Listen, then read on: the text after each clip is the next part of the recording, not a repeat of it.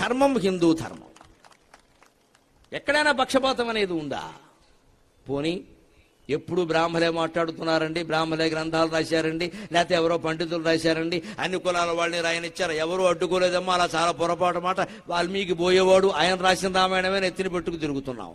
వ్యాసుడు బీసీడీఎమ్మా ఇప్పుడు లెక్కల ప్రకారం బెస్తావిడికి పుట్టాడు. ఇంకా నాకు ఆ లెక్కలు తెలియవు కరెక్ట్గా, గవర్నమెంట్ వారిని అడిగితే చెబుతారు వ్యాసుడు ఏ క్యాస్ట్. వ్యాసుడు మా క్యాస్ట్ అయితే కాదు.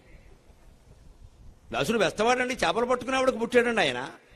వాల్మీకి ఎవరండి? బోయేవాడండి. బోయేవాడు రాసిన రామాయణాన్ని, బెస్తవాడు రాసినటువంటి భారతాన్ని నెత్తి మీద పెట్టుకుని తిరుగుతున్న జాతమ్మ. ఏ కులాలకు గౌరవం ఇచ్చారో దయచేసి గమనించండి. ఏ కులాలకు గౌరవం ఇచ్చారో గమనించండి.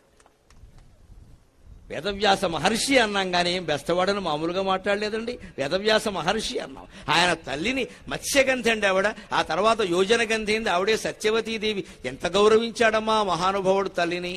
అమ్మా నువ్వు పెళ్లి కాకముందు నన్ను కన్నావుట, ఎవరో పరాశర మహర్షితో కన్నావుట, నీ చరిత్ర వల్ల నా చరిత్ర పాడైందని ఎప్పుడూ అనలేదమ్మా వేదవ్యాస మహర్షి.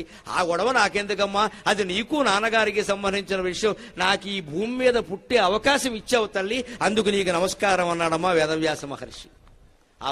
ఆ చేపలు పట్టే అమ్మాయిని ఎప్పుడు అగౌరవించి మాట్లాడలేదండి. పైగా ఆయన్ని పారాశర్యుడు అనడం కంటే, వేదవ్యాసుడు అనడం కంటే, బాదరాయణుడు అనడం కంటే సాత్యవతేయ అనగానే పరిగెత్తుకొచ్చావట.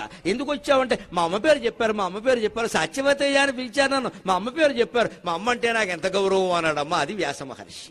భారతం చదువుతున్నామంటే ఇది బెస్తవాడు రాసిన భారతం. రామాయణం చదువుతున్నామంటే ఇది బోయవాడు రాసినటువంటి రామాయణం. ఆ రెండింటిని మనం నెత్తి మీద పెట్టుకుంటామంటే ప్రాచీన హిందూ సంస్కృతి అన్ని కులాల వాళ్ళని ఎంత సమానంగా గౌరవించిందో అర్థం కావట్లేదా? కేవలం జ్ఞానానికి మాత్రమే పెద్దపీట వేశాం. బ్రాహ్మణుల్లో సైతం, పండితుల్లో సైతం అజ్ఞానులు ఎవరన్నా ఉంటే వాళ్ళు కసాయి వాళ్ళ దగ్గర, బోయ వాళ్ళ దగ్గర, కాళ్ళ దగ్గర కూర్చుని జ్ఞానాభ్యాసం చేశారండి మన జాతిలో. ధర్మవ్యాధుడు కథ ఉదాహరణ. కౌశికుడు అనేటువంటి బ్రాహ్మణ కుమారుడు ఎక్కడో వేదాలు చదువుకున్నాడు, శాస్త్రాలు చదువుకున్నాడు. కాస్త చదువుకున్న తర్వాత కొంచెం ఉంటుందమ్మా, చదువులేని వాడికే బోల్డ్ అహంకారం ఉంటుంది. డౌన్లోడ్ మోజ్.